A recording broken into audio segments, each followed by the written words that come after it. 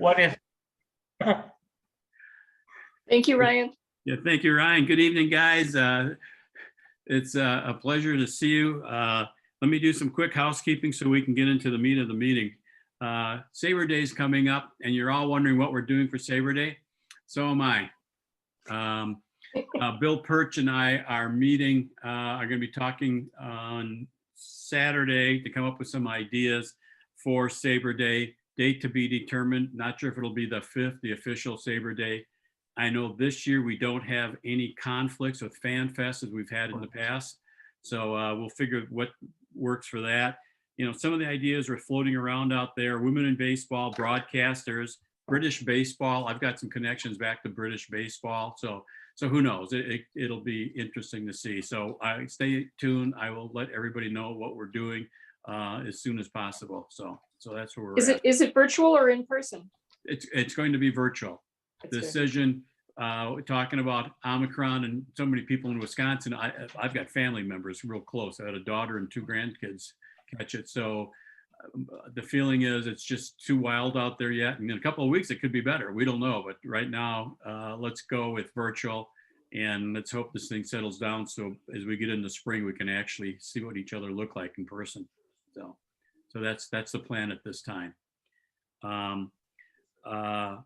So I'm hoping sometime I'm in my mind, I've got going live in April would be nice. I'm hoping by April, things will settle down and this world won't be as crazy, but I'm not betting on anything anyhow.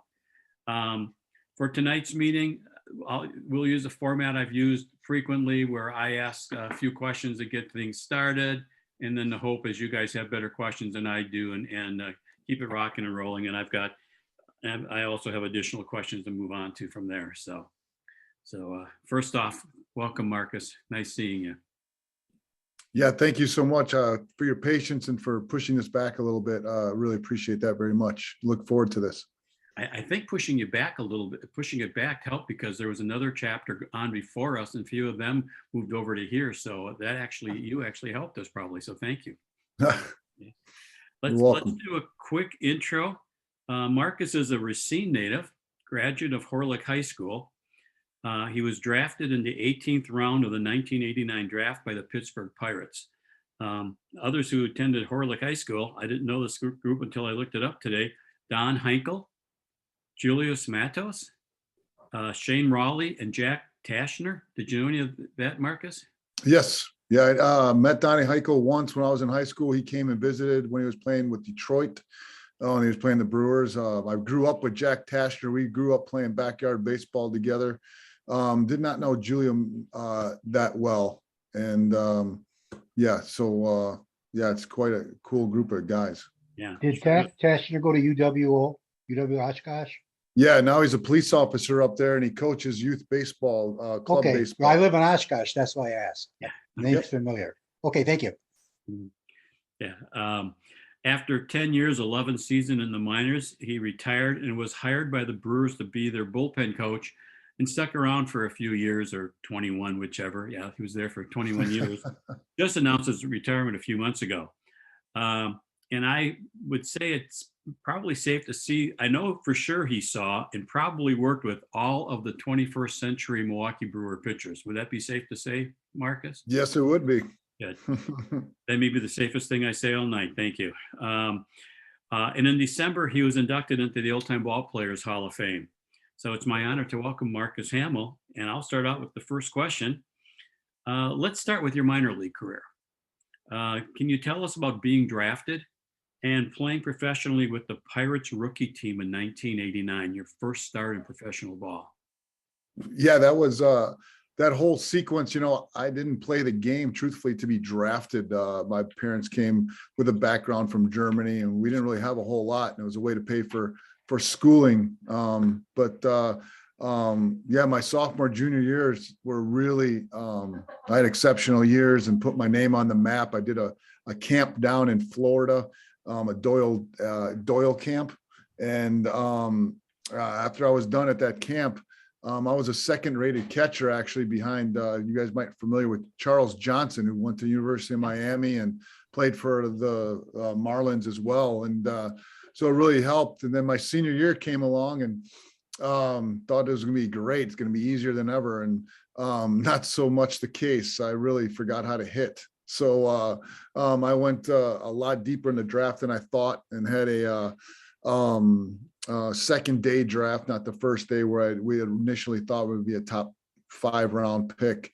But yeah, to still get drafted though, that was a awesome experience. The whole pre-draft camps and catching college guys just to see if you can handle them, and actually caught Paul Wagner, who was another Wisconsin kid. He just was finishing up his career. I believe he was at Illinois State. So I remember going to Parkside, catching him, and handled him well. But yeah, that day I got drafted, that was pretty special for my parents and I. And I didn't really know what to expect. I signed pretty quickly. I already knew what I wanted to do. I thought I wanted to play ball and be taught by the best, and that was in pro ball. But I remember being picked up. I landed in Bradenton Airport, and it's this tiny little airport, and the strength coach Bill Henry picked me up and drives me to this complex called Pirate City, and it's kind of like a little old Johnson's hotel. That's what it kind of felt like. And you drop your bags off when you get there, and you're in a single room with 4 other guys, and you're kind of like awakened to what you think pro ball is all about. You're thinking it's going to be these big crowds, and then the next day you start your workouts and you're playing in the heat with nobody there. And you're like, what did I get into? I thought this was pro ball. So that first experience of getting off the plane to your first start and not knowing anyone, it was great. I was all for it. Yeah, it was a lot of fun. Do you remember your first year more than some of the others just because it was that first experience? I can recall most. Yeah, I would obviously say, that first year is special. Just everything's new to you. Roommates, that kind of stuff, the way you do the games, getting on vans, and just the way, you came back to that complex all the time, had your meals, and your first coach, Woody Heike, for definitely. Yeah, so I'd probably, that first year is pretty memorable. My wife, Linda, always says a lot of college students, their first year away, and they go to a dorm and they have a roommate. And how many kids have roommates have a brother or sister in their room? So the idea of having to share a room with somebody else is always a challenge. And you had to share it with 3 others. Yikes. And I'm telling you, it was just a regular hotel. We had bunk beds, and you're trying to, so like I said, it was, and the TV, we had to rent a TV, and we got 4 channels if we were lucky. So that minor league pro life wasn't as glamorous as you had thought it was going to be, so, and that's and it's even to this day, I know I talk about it, but, as a young kid back, 30 some years ago, it was, you get your signing bonus, your school, but once the season starts, that rookie level, you get $800 for the whole month, and that's what you make the months in the rookie ball, and the salaries that these young kids are getting. It's hard. It's very difficult to even now. And now I can only imagine those, and they haven't changed. That's the part that's crazy. For these minor league kids, it hasn't changed in 30 years. So when you had to rent a TV or whatnot, that kind of hurt. But it was a great experience. Yeah. Any favorite stories or favorite teams, cities, managers, in the minors, or something just stands out at you that you really enjoyed? I don't know. It was just the rookie ball experience, just being with a bunch of guys from all across the country. Even van rides was fun. But as far as just, I was pretty personable, like even on the on deck circle when I'd hit. So if people would jab me or something like that, I always talk back to the fans in a cordial way. So when we were in Knoxville, Tennessee, I ended up making like good friends with the opposing fans. So Knoxville was always fun for me to go to. Any place I had a chance to, like, I don't know, I always made time for the fans. And so they said like Knoxville was a good time. My first year playing actually like well in Canada, for the fact that that was my first taste of like playing in front of fans. They were really gracious. They just wanted baseball around. Yeah, I don't really know if there's, I mean, gosh, 11 years of baseball stadiums and careers. It's hard to fathom which one was the best. Yeah. And then some of those minor league ballparks were pretty bad, I understand too. So. Yeah, they there was some, you know, you didn't want to take a shower in those clubhouses. You'd rather just jump on the bus, do what you had to do at the hotel. That's yeah, they're not very glamorous. They're not much to be seen underneath. Yeah, I'm writing a bio project on Willie Miller from West Bend, and he was talking about the minor leagues, and there's nothing to brag about, you know. And he was playing in the, he made his debut in '78, so he was playing in the 70s, and you know, it was even worse. So, but yeah, I remember some of like especially in the New York Penn League, some of these smaller, older towns stadiums, like you'd have actual in the shower, you would have pallets. Because the floor was so bad. So you'd have pallets that you have your shower shoes, so you weren't getting splinters. But that was some of the things that you dealt with. And you learn to take quick showers because you didn't have much hot water. So yeah, all good experiences. I think when I was a kid, my dad put a shower in the basement. He had a pallet there, and I never thought there's something wrong with the floor underneath. Thanks, Mark, for putting that out of my head. So we didn't have a hot water problem with that, though. Let's move on. So you retired from the minor leagues. How did you get hired by the Brewers to be the bullpen coach? You weren't in the organization, so they didn't know who you were, did they? No, they did not. Bill Brick was my scout with the Pirates, and he had moved on with Kevin Towers to San Diego, and they had contacted me to see if I wanted to convert to become a pitcher. And I was 27. I've never pitched before. I had a really, really good arm, and I just didn't feel like I wanted to try that. And then they knew that there was new. That's when in 2000, and gosh, I'm going blank. I can't believe I'm going blank. Dean Taylor became the GM of the Brewers. Who was in Atlanta. So I had been in the Atlanta organization. So they had asked if I had known Dean Taylor, and I'd said, yeah, he was the assistant over there in Atlanta, and now coming to Milwaukee. He had asked if I knew him, and then he had asked if I remember Jack Sorenzik, and Jack Sorenzik was the actual scout, head scout of the Pirates, who drafted me as well, was now with Milwaukee. And so I said, yeah, I remember, I know them well, and remember them well. If they need anything over there, just have them call me. So, I mean, it wasn't even a couple hours later, and Jack Sorenzik was asking if I was interested, and then Dean Taylor interested if I wanted to come aboard and be the bullpen catcher over in Milwaukee. And so that was in 2000 when I started that. Okay, so what does the bullpen catcher do? Well, I was also, it is evolved. When I first got there, you kind of just be a servant to all the pitchers and throw batting practice when you needed to. But it evolved for me becoming field setup guy, from getting the baseballs ready to rubbing the baseballs for the umpires. Then on top of throwing batting practice to the pitchers, catching bullpens, throwing more batting practice to position players, but also working with the catchers, doing the catching job. I never had the title of catching coach, but that was another untitled responsibility that I had when I was there with the Brewers.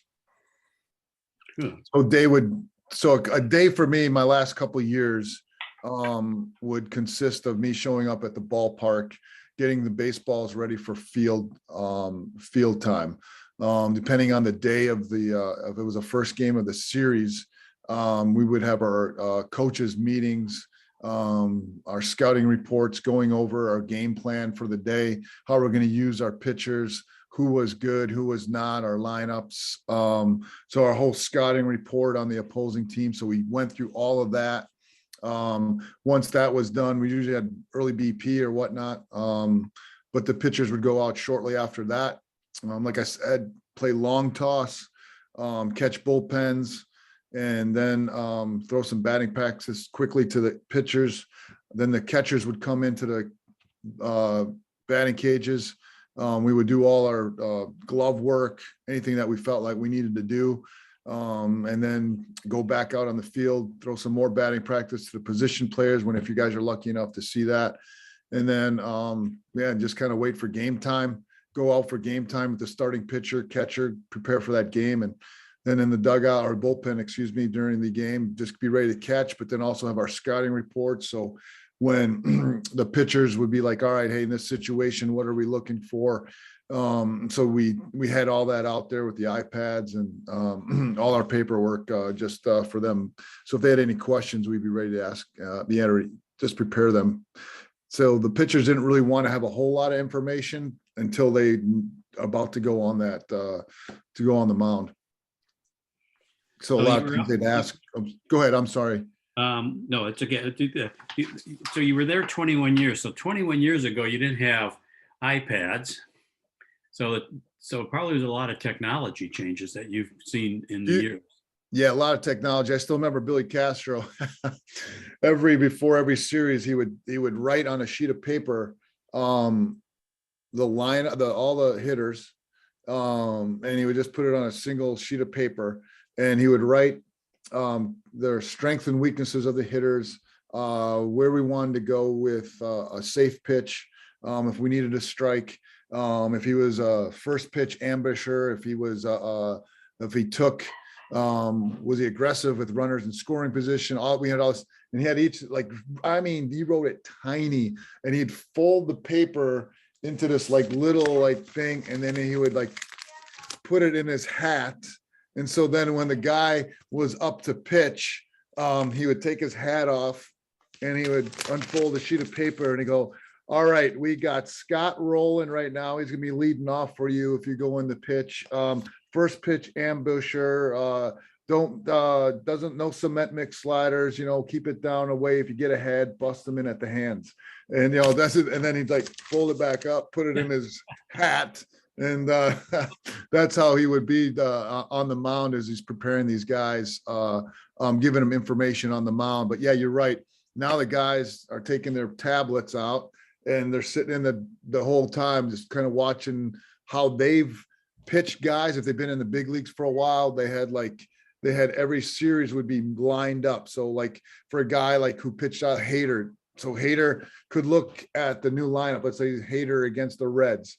He's faced those guys a lot of times. So they would have him against every hitter on that lineup. And he would just watch video while he's and have what they hit off him, what they didn't. So he would just watch video and all that info was right there in the bullpen for him. Yeah. One last question, and then I'm hoping to turn it over to everybody else on here. As I mentioned that you saw the 21st Brewer pitchers, I got a two-sided question here for you. Is there a pitcher or two that you really liked, that you think highly of, and why? And if there's some guys you really liked, I'm sure on the flip side there were some guys who are just boneheads that you couldn't stand, one or two. And you could protect the names of the guilty if you like, but mostly the reasoning for how you felt, or anything like that. I will say 99% of the guys were unbelievable. They all were on the same side and willing to work, willing to get better. Obviously, if I say so, Trevor Hoffman was as professional, but yet funny and off a little bit, as you want to say, as anyone could imagine. But the way he just brought the bullpen together was great. I mean, Josh Hader, we got the young guys right now that you get to root for with Burns and Woodruff. They really do a great job of coming out there. CC Sabathia when he was there, Giovanni Gallardo. But there's a couple other guys though, like who just didn't respect people. And that was something some of those players I just didn't care for. You know, they just thought they were to be serviced, not just by coaches, but by players. And they would put guys in situations that weren't good. And it would made it very uncomfortable, even the way they would talk or treat fans and stuff like that. Yeah, so those are the guys. And there were some of the guys, even they wanted to do things and they wanted to do it at your time, regardless if you had some other responsibility going on. And they kind of just shamed you for whatever reason. So those are kind of some of the things that would happen that, you know, just didn't care for. But yeah, so this is Trevor Hoffman. This, I think, is a fun story for you story lovers. So usually relievers would go out, you'd stretch the same time the hitters would, and you'd start playing catch, but batting practice would start. So you're on the foul lines trying to play catch when batting practice is going on, and you're dodging baseballs. And it's not fun when you're trying to catch or do flat ground and balls are coming out to you. So when Trevor came, he said, hey, how about this? Let's get out there at 3 o'clock. So now it had changed the mentality of guys getting to the ballpark earlier, and also throwing earlier. So, but he led it. So he had guys coming out early, and he also had those guys running a little more. So he had them doing a lot more running. He loved to run. He loved the condition. And so he would do these things. Well, one of the players, so Todd Coffey wasn't much of a condition guy. He was a bigger dude, and he did not like to run so much. And so his knees would bark and all this kind of stuff. So he got an excuse like, hey, he's not going to run anymore. So Trevor didn't like that. He just didn't like that, but they were really good friends. So one day it's 3 o'clock and they're going to do their running. And Trevor, like I said, liked to run. He would take the pitchers, take them out from the field concourse, and then he would run the parking lot of Miller Park. That's not an easy run. It's a long run. And these guys are like, man, all right. Anyways, Todd Coffey, I'm not running. All of a sudden, this flatbed little truck comes out, right field corner. And on this flatbed truck is a stationary bike that is strapped onto the flatbed. So it goes, all right, boys, we're getting ready to run. Todd, you're on top of the stationary bike. And he had a trainer drive this little cart and follow the guys running all the way around the stadium grounds as Todd Coffey is riding this bike on top of that flatbed. And it was quite the scene, you know, and Hoffman is like, I mean, he's put together. So he was always with off a shirt, and he's got, you know, and he's showing off, and here's big Todd just on this treadmill. On this stationary bike on the flatbed. And so he didn't let things slide. He pushed the envelope with guys. So that was kind of the guy who Trevor was. He was respected and guys loved it. How much grief did the guys running give Coffey for that little ride around the park? Well, they gave him some things, but they didn't know he had some issues with running. And we just want, the big thing is, as long as he was going to get his work in somehow, and he was ready to pitch that day, guys get over it pretty good. Guys get more frustrated when they ask for days off because they can't pitch than they are if they just can't run. And so when you have to pick up the slack in the bullpen because some guy says, hey, I can't go today, then that causes more of a scene than the other stuff. And, you know, Frankie Rodriguez was the best, right? Like, he's old school. Like, Frankie Rodriguez would take the ball 10 days in a row, regardless of how he felt. And then you get some of these young guys who've that's the game of baseball. They've kind of changed, right? They don't make these guys the same anymore. Even through the minors, they're not expected to pitch every day, and they have pitch counts. Well, you got young guys in the bullpen, and all of a sudden they're down there without their cleats on, and Frankie'd be like, oh, young guy, he can't pitch 3 days in a row or whatnot. So he would hammer these guys and kind of, I loved it. And these kids would just kind of be like, I don't say young kids, but that's just kind of the game, the way the game was mentally. Like these guys, I don't know, to me, they've kind of softened these guys. They don't make these guys the way they used to, like able to pitch when you don't feel good. So he would get on these guys, and I really appreciated that come from the old school. One of the things, getting ball players to change their routine in the day. I have good friend who was a BP pitcher for the Diamondbacks for 6-7 years. And he said there's nothing worse than having a game time start instead of 7:05 to 6:35 and telling everybody they had to move up like their dinner hour by a half hour. Oh my God, the world's coming to an end, And I always said, so just like every other manager, when you have employees, they're always going to gripe about something, even if they're making $1 million, I guess. So what type of getting these players to change at 3 o'clock had to be a challenge.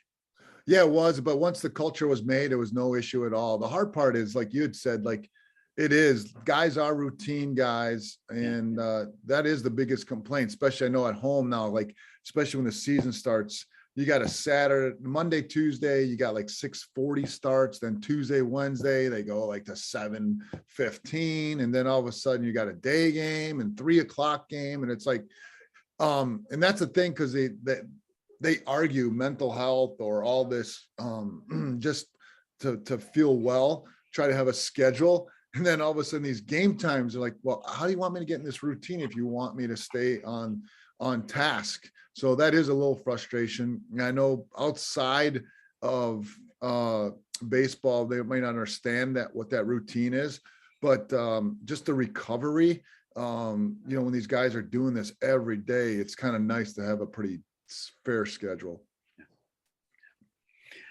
Questions, anybody else? I have just one question for Marcus. It's Ken. Okay.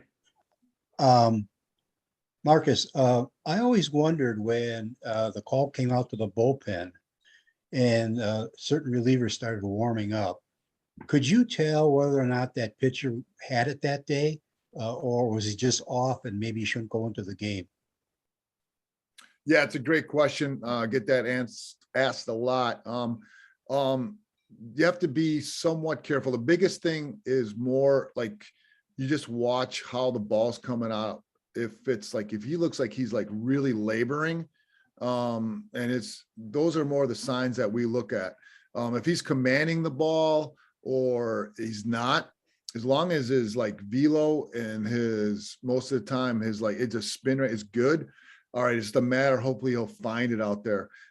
More of it is like if you can see him doing some things that aren't normal. We try to look at like what he's consistently doing. If all of a sudden you see him taking some more time, doing some like head shake or just something like that, those are more of a red flag than actual like how he's commanding the ball in the because most of the time, sometimes counts was he called late. Like sometimes the pitchers didn't like how late he called. Because he just didn't want them to waste bullets, as we call it. So some of these guys, they pretty much just got on that mound, got their arm exercised, and just let it go. And you didn't really could tell how great they just got their arm going. That's why earlier when they do their bullpen work in the day, that's kind of what you count on. But the biggest thing is what. So I've had guys who have looked unbelievable in the bullpen and go on the field and just give up run after run, and a guy like couldn't even make it to me or throw it over my head, and obviously he goes out there and shoves. That's very difficult to make a read on that. Like I said, the biggest thing is just watching how they're preparing themselves, and if they look like they're laboring, that's the biggest red flag. And what we'll do, we'll just call down and say, hey, just watch out, he does not look himself today. So those are things that we'll call back down. Okay, great. Thank you very much. As the bullpen coach, did you frequently or ever get lobbied by pitchers to push them for more playing time for more innings? Yeah, that's the guy that you would get guys who would push like, hey, man, tell him I'm good. Tell him I'm good. I can go back to back, or I can go more than one inning. Yeah, you would get that from guys. Just like, hey, but then there comes a point where they do it, they got to earn it too. So when they go out there, this game is, especially at our level, is a performance-based game. And so as long as they can go back out there and keep doing it, they can do it. And it's crazy. They have stats on everything. They will come up with stats like if he's on his back-to-back day, they'll show how well his performance is. They'll show if he's gone so many innings or if he's thrown so many pitches, how effective he is that next day. So they've gotten a lot of this down to a science. And I think that's kind of why there's been so much more success from our side. The Brewers have had a lot of success with it. David, I saw your hand go up before.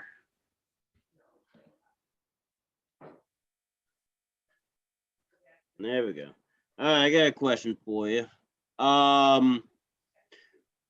Growing up in Racine, did you go to Kenosha Twins games? What got you into your love for baseball? Good. I never went to Kenosha Twins game. I was, like I said, my mom and dad came over from Germany. Didn't really know much about baseball until we moved into a neighborhood where I live in Caledonia. And there was some kids playing on the street ball, actually using culverts as home plate and second base. And just went on the street and never played before and just started playing with these kids. And we had a pretty good little youth program in Crestview, and just went up there and just started playing and had fun with it. And back then it was pretty wild because there was a smaller group of kids in the neighborhood. So from 8 to 12 formed a league. So can you imagine now being 8 years old facing a pitcher who's 12, right? I mean, that's a pretty big discrepancy in velocity. And so, but that was the norm. So you just played that way. Back then, one of the greatest things I always tell like kids is I ask kids when I speak to them, how many of you have a PlayStation or a gaming system? And 100% will raise their hand. And I tell them the greatest thing that I had was I didn't have that. So as kids, we went out and played on the street, the backyard wiffle ball, or we went to the park and we played you guys probably pitcher's hand or strikeout. So we just went out on the field and played all the time, and that's all we wanted to do. And as I got played more, it was just the fact that I started just loving the game the more, and I knew I was good, and all I wanted to do. And the teams I played on, there wasn't these travel teams, there wasn't these indoor facilities, there wasn't any of that. But I did know, when I got to high school and making the varsity team, and all of a sudden I knew it was an opportunity for my parents not to pay for school. That's how it became. I didn't know it was going to be as great as it was. I talk about, no facilities. I just love the game. I mean, my mom and dad, they'd get crazy, but they knew what I was doing. Like I literally would be against the side of my house. It was a brick house with a driveway next to it. And I was throwing a baseball and picking it and doing infield work. In my back patio, I had a rope, and I had a tennis ball in a sock that was tied to the rope, and I would hit the tennis ball and it would go swing out the windows, open windows of the patio, and it would go out, hit the top of the roof. It would go boom, boom, come all the way back through. It would swing, and then I'd hit it again. That was my tee. That's how I worked on hitting. Maybe I needed something else. My career would have been a lot better, darn it. But anyways, that's, I don't know. So that passion just came from playing as a kid and just loving the game. And then I love the Brewers, and when they went to the World Series, I remember being in school and in '82, they're bringing in the TVs. It was such a huge thing back then. Like they were bringing the TVs into the school for the day game and watching them. I was like, man, that'd be awesome to be, a brewer. And then for one of my like birthdays, my 12th birthday, my aunt brought me to my first Brewers game. So sitting in the mezzanine seat, that row, I was like, this is awesome. So, and then as a kid, some of the older kids that I knew would take us and we'd sit in the bleachers and just be a part of the game somehow and interact with guys. So that's how it grew. I just wanted to play ball. Yeah, on this group of looking at the age, most of us, that's probably how we played ball too, because we didn't have an organizing stuff. And I remember bouncing balls off of steps when we lived in one house. We had a alley with the big city garage, and that's how we all played. We'd get kids together and go play. We didn't wait for an adult to organize it. So yeah. Did you have the strike zone painted on the garage? Not in the garage, but we had an old building that was up the street that it was up there. Yeah. I know I try to be careful when I tell kids this now because I don't want them to get busted, right? So I say, hey, tape it. I got to be careful with what to do, Yeah, I had one on my garage door till my dad found out. Marcus, were there some pictures you found to be particularly entertaining in the bullpen? Well, yeah. We Curtis Laskanik was probably one of the most entertaining. Like I said, Trevor Hoffman was as fun as anyone. Laskanik, yeah, it was. We had a lot of fun. David Weathers, those guys. So I do not chew tobacco. Never did really, but those guys those guys would wad it up, and especially when those guys would get in spitting wars. I mean, they could spit these things, and if the games got out of control, they'd have these they'd spit on each other, like they'd try to on their shoes and stuff like that. And so I never ever chewed, so I didn't know what the heck was going. So that we had a game in San Francisco and I had no clue, and they go, you got to do this. And I'm like, oh, so I start chewing, and luckily I didn't get sick, but I did not know how to spit tobacco. Right. And so these guys are spitting on my shoes and I'm trying, and the little sprinklers are coming out and I'm not getting them. But after the game ended, we had a 13-run win against the Giants. I had waited and just kept all this juice in my mouth on these guys. And I kind of just opened my mouth over them and just splattered all over their shoes or uniform. And they're like, haha. So anyways, they thought it was great. I'm picking up my gear. And anyways, the water cooler, they take the water cooler and just dump it on me. And here I am soaked. I have tobacco juice all over me, and I have to walk back into the clubhouse. And everyone's, what in the world happened to you? But anyways, yeah, we had some fun interaction with fans. A lot of fun. Yeah, Manley. Were there pitchers that you thought might become, very good major leaguers that the club gave up on and then blossom someplace else? I don't know if anyone really blossomed anywhere else, but there was a couple of guys who I definitely thought, like Manny Parra. Man, I thought that guy should have been that. But a lot of these guys, believe it or not, their own selves get in the way. Manny Parra was an exceptional talent, and he could throw a one-hitter, no-hitter, but he didn't think his stuff was good enough. And all of a sudden now he's throwing the ball against the wall, trying to work on something else, and just totally would mess up his whole, what are you doing? And no, stop. And then the next thing, he couldn't find the strike zone or whatever. And so those were some of the things that some of these guys more or less would battle. They didn't know who they were in their own identity. So some of that would happen a lot. That would happen more than not. I've got a question. When did the general manager ever ask you what you thought of some pitchers? You talked about Rodriguez, when he re-signed, did they come and talk to you, get your opinion? Yeah, they would come and they would, yeah, they would. They're like, wait, what do you got on him? How is he how are these guys in the bullpen? Are they interacting? How do you see him?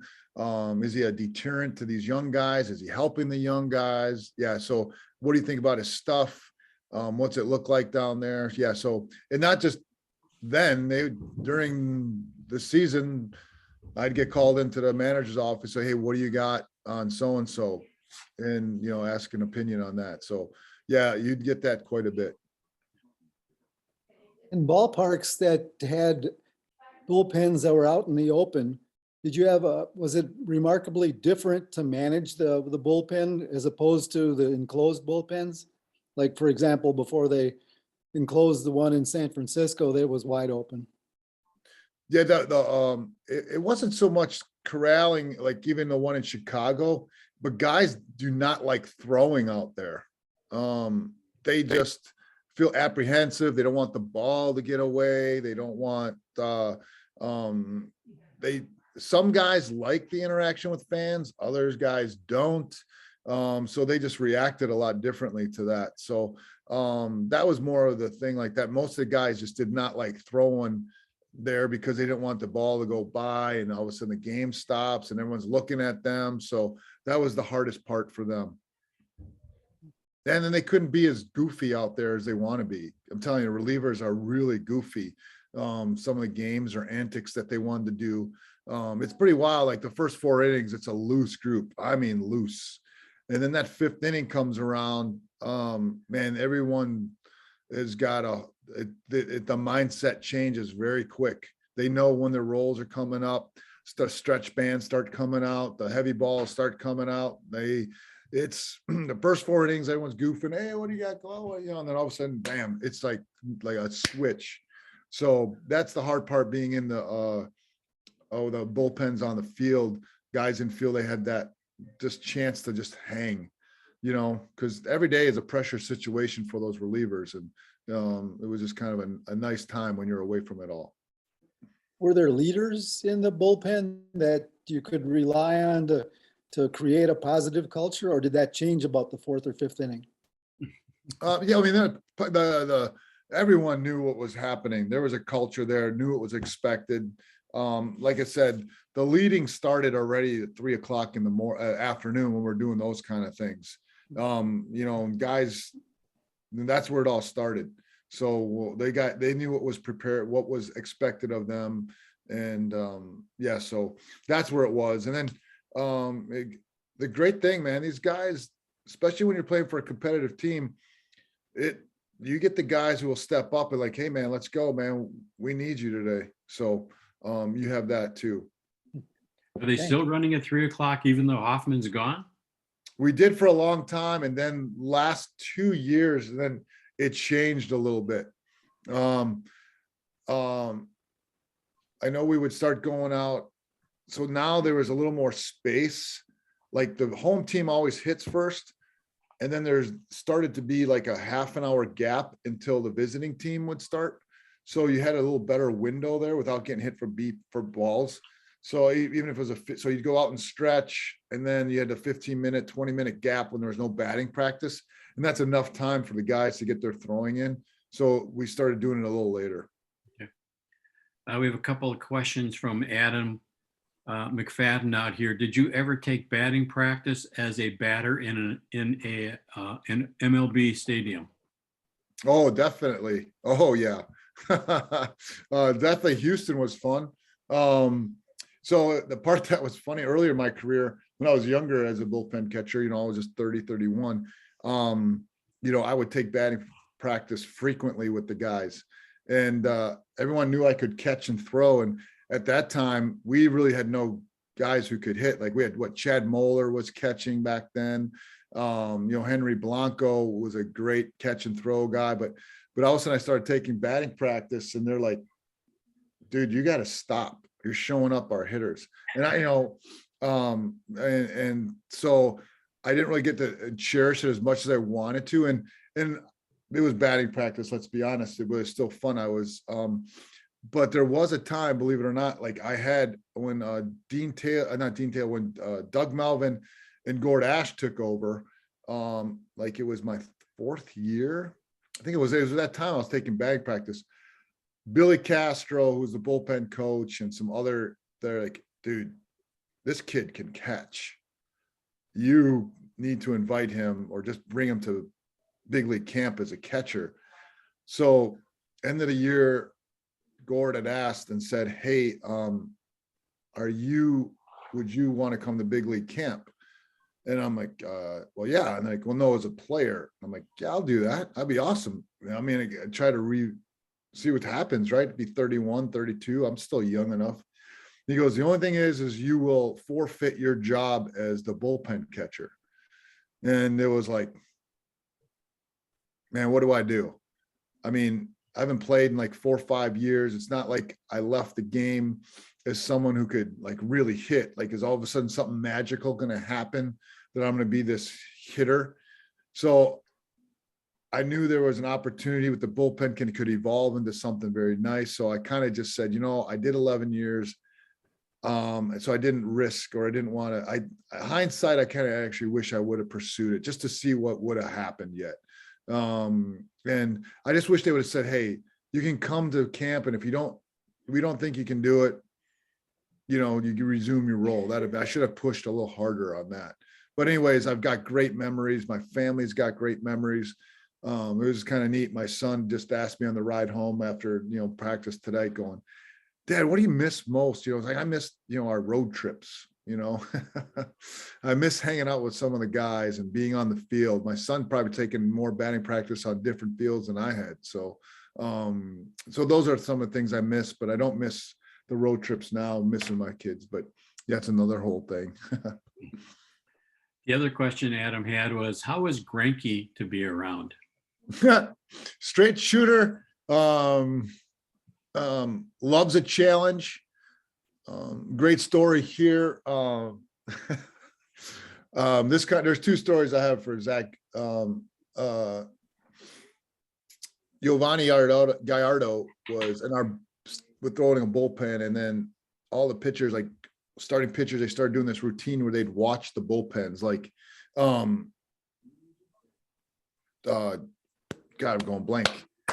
Wolf, Marco Estrada, and Zach. And Zach would just watch the bullpens, and he would talk like, yeah, it's a nice bullpen, but you can't command this or that. And he would just challenge these guys, right? Like, and so then Giovanni goes, oh, really?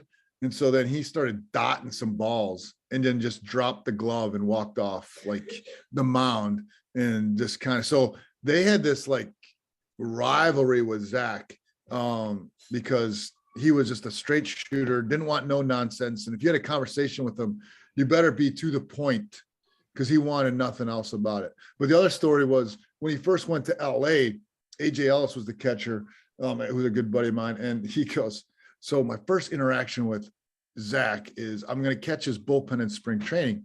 And he goes, so I go up to Zach right before he gets on the mound, and I go, hey, is there anything you want from me to do when I'm catching? And because as a catcher, sometimes the pitcher really wants you to go farther out on glove side, or if he's working a curveball, this is where he wants your glove. And he looks at AJ and he goes, yeah, this is what I want. This is a fastball. This is a changeup. This is a curveball. When I do those things, catch them. And that's what he said to AJ. And AJ is like, all right, and went back to the plate and caught him. And that was his first interaction with Zach. They became really good friends, even so much the fact like him, Clayton Kershaw, Zach Greinke, and AJ would be out in the field shagging. He's sharing this story, and they're talking about, man, how can we get better? And how can we get better to win the World Series? And this is Zach, you got your catcher, and you got Clayton Kershaw. And no, he looks at AJ and he goes, AJ, man, I love you. You're a good dude, but man, if we could upgrade at the catching position, we would go a lot farther. Wow. So, and it was just, but everyone would be like, that's Zach. And so that's that relationship. And it wasn't like he was mad at him for saying it. He goes, "Hey, probably true," so but that's how he was. He's a straight shooter. Ken Olson has a comment out here. One time a fan was riding Lasganic in the bullpen. After a while, he turned around and told the fan, "Hey, I don't yell at you when you pick up my garbage." Yeah, there's a lot of hey, that last time I went to McDonald's, I wasn't getting on you, and some of the stuff gets like it's some of the stuff it's okay. Hawkins would have some stuff about, well, I appreciate you coming to the game. You helped pay for my house, when guys would ride them. So appreciate him that way. David Weathers was the absolute best at talking to the fans who would ride him.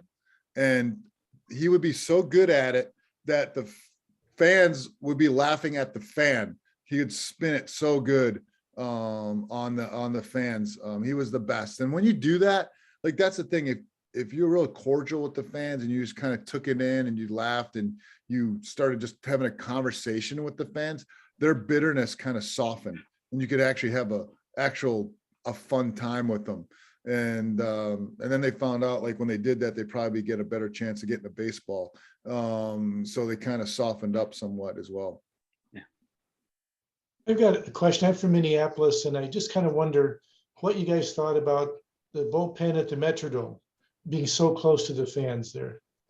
That's not horrible. I mean, all the fans, bullpens are pretty much surrounded by fans. That's not the issue. The issue is we don't like the stacked bullpens. We don't like when the team is right next to you that you're competing against. We didn't like that because and then they're over you. You feel they're looking at you. That's what we didn't like. We don't mind the fans. Fans are kind of fun. You kind of look in the stands and you have fun with them. So for the most part, that's the energy that you like. The biggest part we didn't like was just the stacked bullpens, like in Baltimore, the ones on the field, like in Tampa. Those are the bullpens you didn't care for.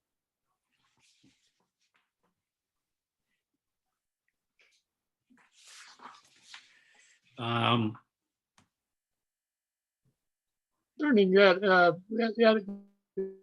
if I could follow that question up, when you didn't like the stacked bullpens, when you're in that lower bullpen, like for example in Baltimore, can you see what's going on up above you? Not a great deal. I was only there one time. I'm trying to remember. I think when we were there, we were actually above them. But like, we didn't like, Pittsburgh was the worst. One, you couldn't really see out of that bullpen, but then those guys are right out, they're chirping, you got the team chirping, and then we've had some brawls with them, right? So now you've cleared and ran out there. Now you got to go back into the bullpen with these guys. Tensions are high. So there's just things you just don't care for. And then, like, guys, like, especially if you're above this top tier bullpen, guys like to flip seeds, and they flip seeds. And then, you're flipping them into the lower bullpen, and then they're getting mad because some guys are getting hit. And, it's just, it's like the dumb stuff. But yeah, I don't know. Tensions just get a little higher and a little different when you have those kind of bullpens. Okay, thank you.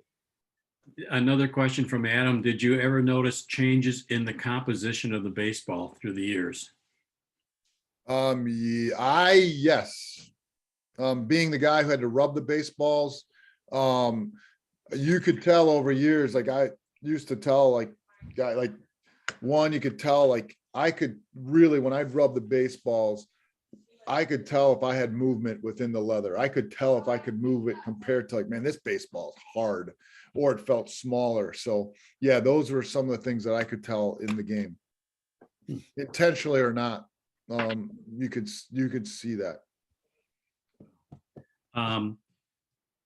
Couple of questions. Other things I have is one of the conversations I had with you is you've been working with a lot of ball players. You're working with hitters down in but hitters, it's called Hitters. Hitters Baseball Academy out Yeah. of Racine. And it sounds like, Racine's not the biggest town in Wisconsin, not a bad size, but it's not that big. And they're turning into a catcher's factory, it sounds like. There's one major leaguer out of that group. And is there another 5, 6 guys playing college ball and all coming out of Racine and hitters? Yeah, so out of Racine, not only that, so we have Ben Rortford, who's if you're a Twin from Minnesota. Ben Rortford made his major league debut, I believe, this year. So he's from Racine, or he's actually from Vernon, near the Madison area.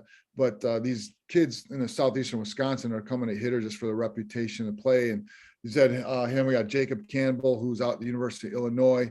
We have a couple of guys who've Creighton Gilbert. They're both in minor leagues playing right now. And then we've got in our high school level right now, we've got 2 seniors. One, Hayden Christensen is going to be going to the University of Xavier. We have Will Verling, who is out of Heartland area, who is going to the University of Louisville. Then we have some juniors, TJ, who's going to the University of Indiana.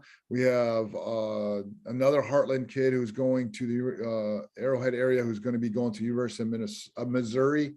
So it's been very fortunate to work with these catchers and see them blossom. But not only that, but we've had Gavin Lux from Kenosha, #1 pick from the LA Dodgers. We've have Noah Miller, who was just last year the #1 pick for the Minnesota Twins, come out of there. His brother Owen Miller was a 3rd-round pick with the Padres, and now he's in the big leagues with Cleveland.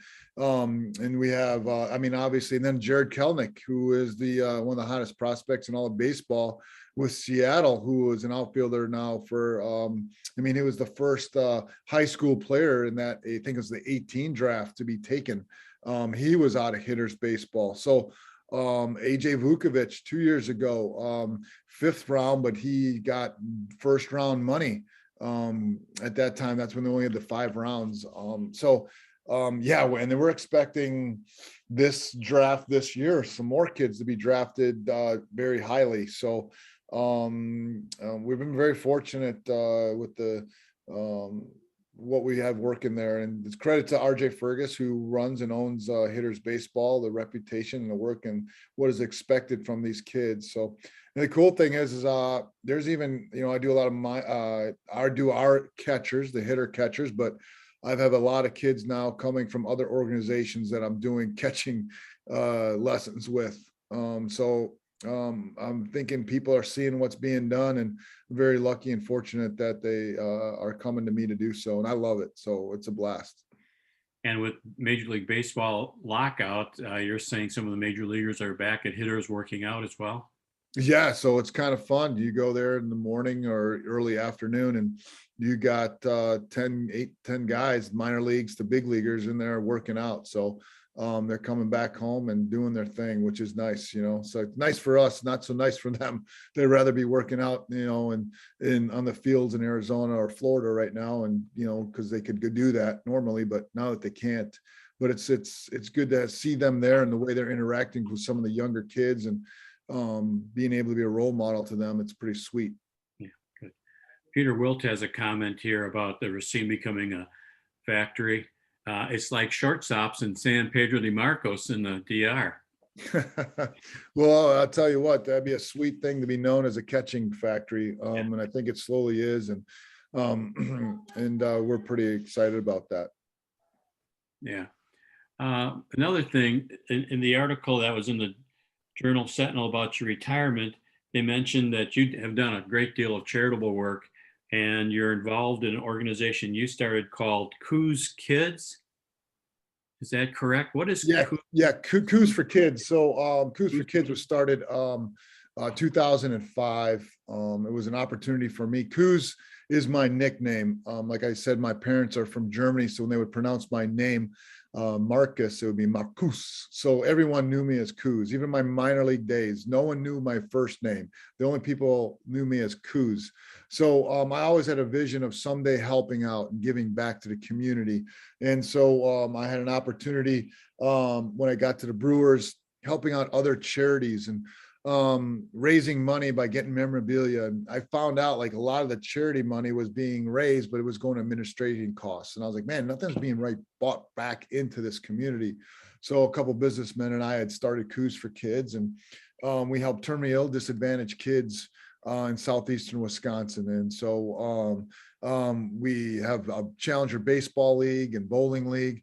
We help individual kids who are terminally ill from getting them medical help, getting them opportunities, like maybe a small Make-A-Wish, but a lot of these kids didn't have opportunities to keep up with their schoolwork. They didn't have the computers or whatnot. So we buy them computers. They had long stays in a hospital, so they were able to keep up with their friends and their schoolwork. Yeah, we help other children's hospital by donating a bunch of toys to get dispersed throughout the kids. So yeah, we've been very fortunate to make an impact directly with the kids in southeastern Wisconsin. So that is what it's then. We've raised, and we've given out over 10,000 winter coats to kids in the area over the past 10 years. So almost 1,000 coats a year. Yeah, so those are some of the great things. And it's an actual ministry for myself is I get a chance to share the gospel and as a Christian, and get to go into places that most people don't get to do because I do this charity work. So that's the blessing of it as well. Ed Welling has got this website for Coos for Kids out there. Thank you, Ed, for putting that. Dave Clement, question for you. This would be a good question for all of us to debate. Are we going to have a 162 game season? That might be a lot of double headers. I can't,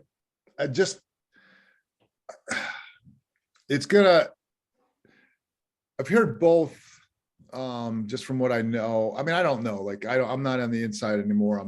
But I've just talking to some of the people, some think because of COVID, a lot of sponsors have left other sports. And I think the owners are going to realize that they're going to be out on some sponsors if they don't get some of this stuff done. I think there's a lot of drastic changes that the players want that they messed up 5 years ago in the CBA that they want back. So they're going to stand for this. Why I don't understand, and I don't know how, so to your question, is the season to be shorter? I'm curious as how fast they're going to be able to get all these transactions with salary arbitration going to court, filling rosters out with free agency, trades. That takes time. And we're already middle of January, and you're trying to get that. There's COVID testing before spring training starts to get all that done. So if spring training gets pushed back, you're looking, I don't know. I mean, I know the first game at Milwaukee Park is supposed to be March 31st. The length of spring training isn't for the hitters, it's for the pitchers to be ready. So that is the scary part. Like, I don't know, like how fast you want them to ramp up. So I don't know. Like I said, I see a delay in spring training, and I see a delay. I don't know, maybe they have expanded rosters to help out the shortage of pitchers. Maybe they'll do that to start the season on time. But we'll see. My gut is it's going to be cut short. Yeah. Thank you. Another question from Adam. The article also had in here, so I saw this as well. Can you still do the 7 baseball tricks, hand trick? 7 baseball in one hand? I can. I can see if my boys can find some baseballs while I'm on the Zoom call here, and I can do my best to see if I can do that here for you guys. Okay. Yeah. That would be a first for the Keltner actor to have someone do tricks. We've had show and tell, but we haven't had tricks. So that's a good one. Make sure, looking at what my other questions are. One we haven't covered is over the last few years, the Brewers have really developed pitchers. And as a fan, for years, I remember feeling frustrated that it seemed like the Cardinals were always developing pitchers who threw hard, and we never did. And all of a sudden, we're not only developing hard throwers, very good hard throwers. What changed? I think, well, one, they started doing a better job of drafting better pitchers. That's I know for the longest time, Jack Zarenzik, we was an offensive scout. I mean, you go back all the way back when Jack Zarenzik was, I mean, Ben Sheets was probably their one guy, right?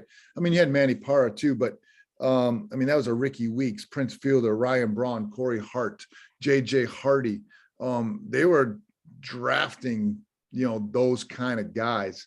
And only recently have they kind of done a different, I know that was always a complaint, like Ryan Braun talking about, like, man, all these other guys, draft, or how they have these guys throwing 90 some miles an hour.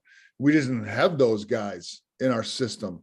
And then they started drafting guys who started throwing harder, and then using now the new metrics, and developing these guys. But one thing was just arm strength, and then size of guys. I mean, when you faced Pittsburgh, you knew their guys on the mound were 6'5" or bigger. You'd watch their draft, and you'd watch it, Pittsburgh pitcher. Oh, this guy's 6'5". Oh, this guy's 6'5". And here we are. We would sign a guy. Oh, all right, this pitcher, he's 5'11". All right, not that doesn't mean a lot, but in the long run, it seems like there's a lot of stuff to be said about those guys who can carry it a little bit more. So a lot is to be said. I guess the makeup, the lab, the slow camera system we have, the analytics of the pitching, TrackMan. So technology has helped with development as much as anything. I think my son's, I hear a door shut, so he might be coming with baseballs here. Here you go, big boy. All right. Oh man, these things are cold. These are outside. So all right, we'll see what I can do. No, there's my, all right. We'll go with one right here. 2, 3. I'm doing my best here to see if I can. All right, let's see if I can. We got it. Oh, let's see. These are little.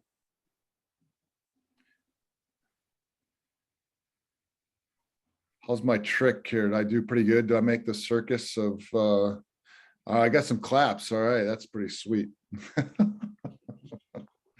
Yeah, it's, they say I had one of the largest hands in baseball. So,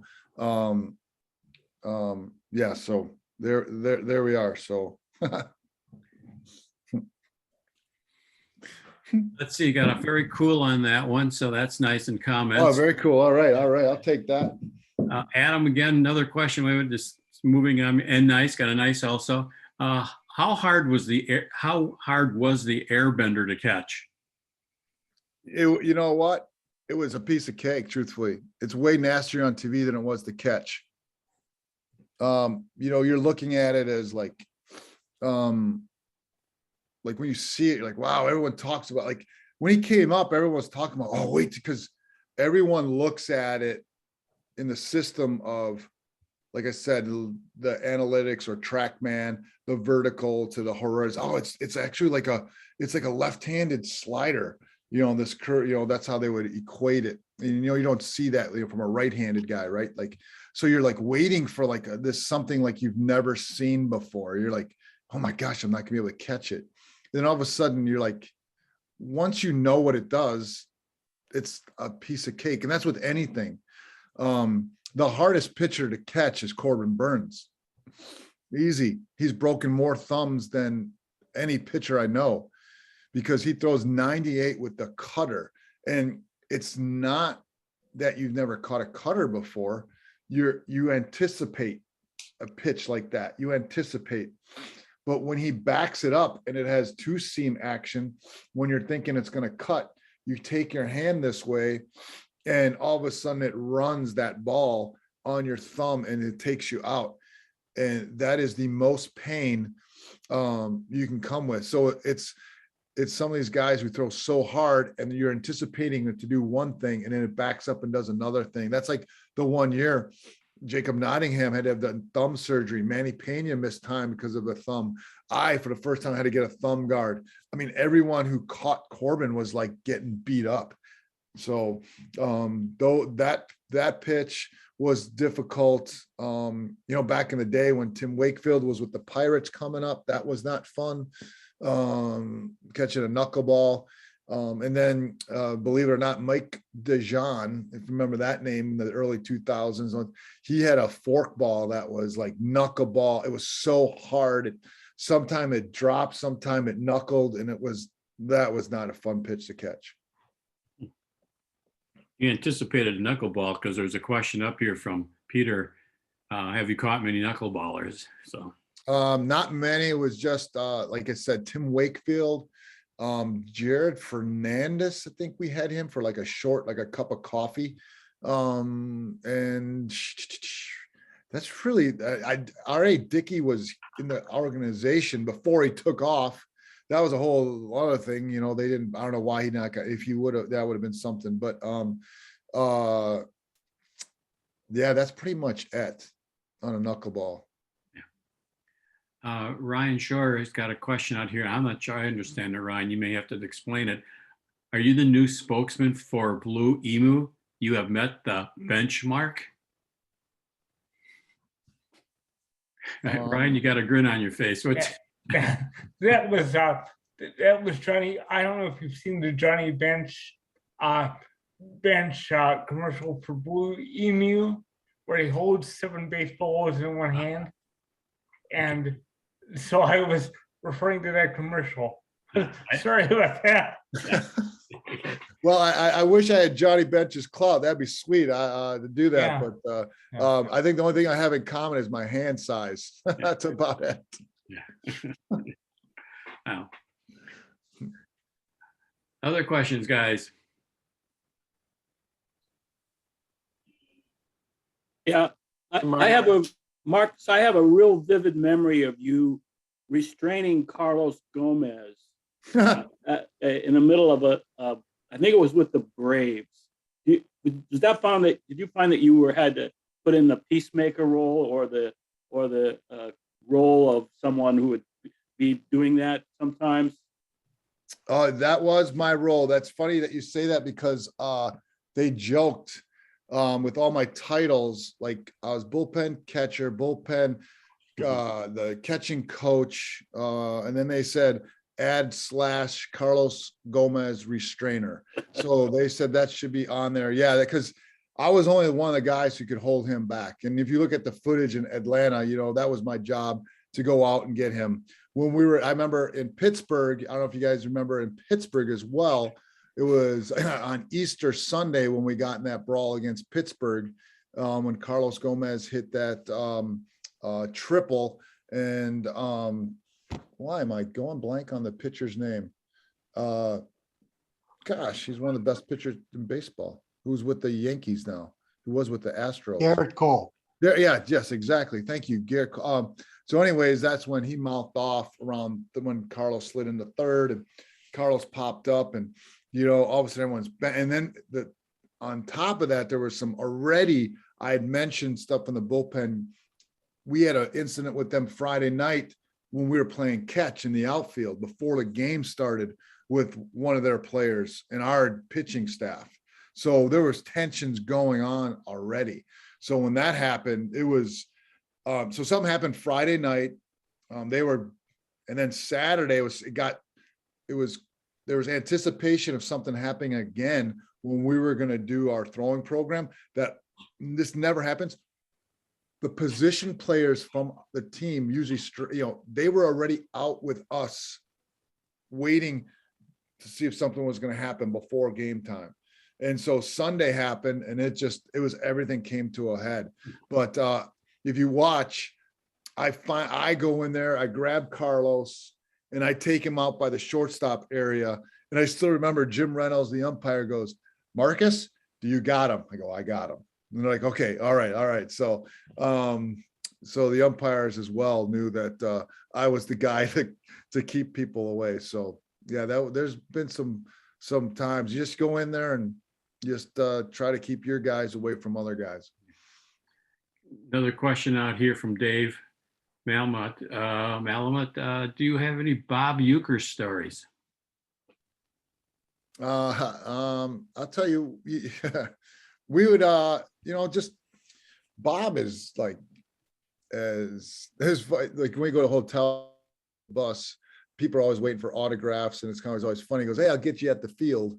And then when we go to the field, he goes, "Hey, I'll get you at the hotel." He's always like goes back and forth, so he was really to get an autograph from him. But I'll tell you, once you're on his side, he just absolutely would fight or care for you like no other. It was a privilege, like here I am, I grew up watching these Brewers and be a part of the coaching staff. Now I'm sitting on a plane. I got Dale Swaim, like our Easter Sunday hero. I got Ed Cedar. I got Jim Scalen. I got Bob Euchre, Tony Migliaccio. And when we were flying on Midwest, we used to have the tables and we'd face each other. We're playing liar's dice for 3 hours until we'd, but he'd just share stories and stories after stories, just of, and just being one of the guys. But he was so sweet to my family and my boys, and obviously loves fishing and share those stories. But I don't have like a story per se like that. I just he was sweet to me, loved the guy, man, I just what a privilege it is that we get to listen to him on the radio still. Yeah, I felt the last couple of years he's been better than he was for a while. I don't know what it was, but yeah, it was living in Arizona. I don't get to see many games. I listen to a lot on the radio, so I really appreciate the radio game a lot lately, the last couple of years. We are pushing 9:00 Central here. I don't know if you want to continue, Marcus. I'm on. I like talking about it. If people are still interested, Yeah. If not, man, whatever you guys like to do. Yeah. Then the other thing we could go on to is does anyone have any baseball? We haven't gotten together for a while.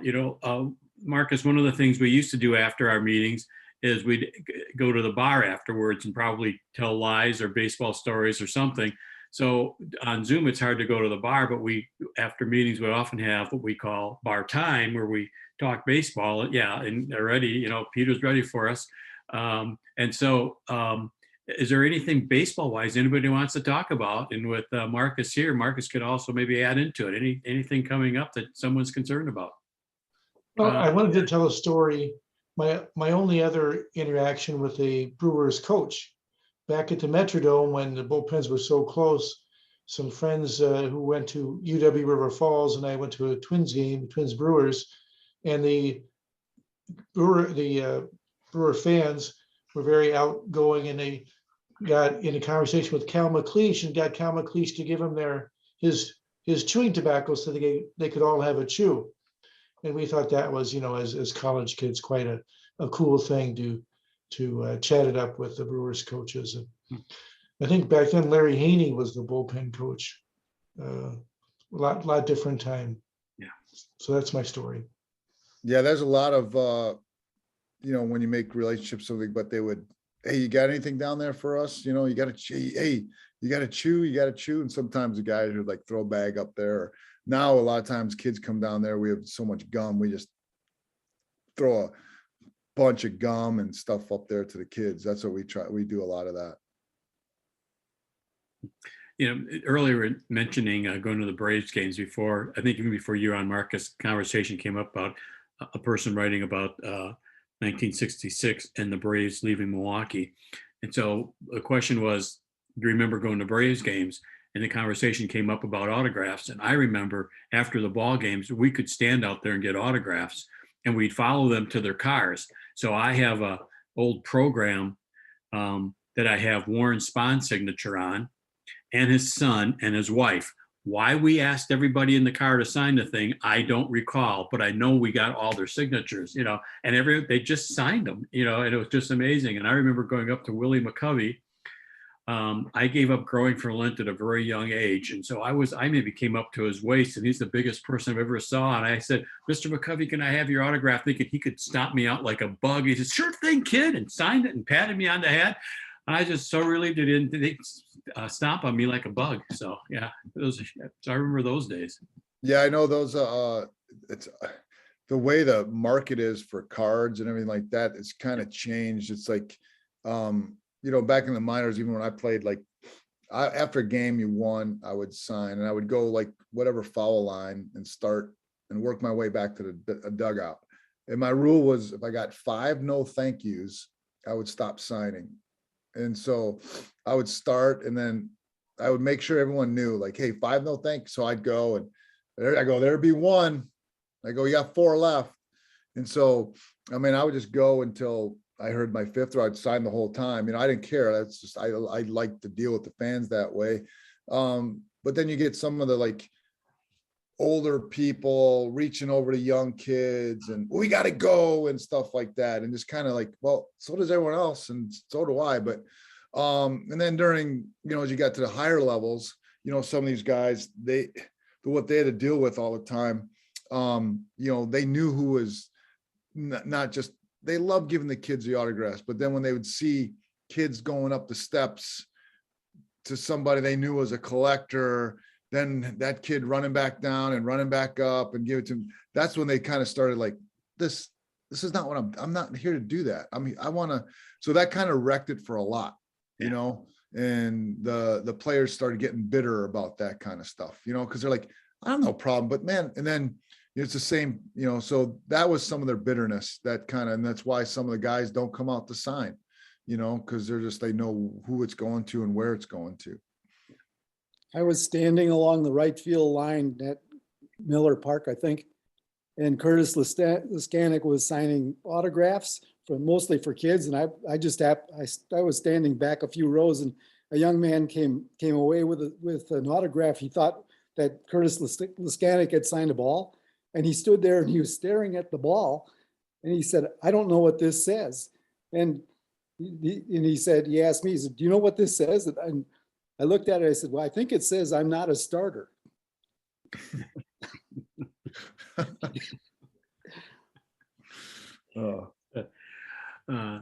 We are at about an hour and a half, a little past an hour and a half on the recording. Let me stop the recording. We can stay on and talk because it gets really long for people on the recording to watch it. So I want people to at least watch to this far. Before I do that, Marcus, thank you very much. This has been a pleasure. There's hands applause going around. So we're not done. I'm just going to stop the recording. So, but thank you very much. You've been great. Well, I appreciate that. And I'm gonna let you guys finish your meeting. I just got, you know, before we got here, I just got home. So I'm going to finally get some dinner. So. Oh yeah. Good idea. So thank you so much. I appreciate the time and thank you for having me. Thank you. Thank you. Thank you guys, ladies.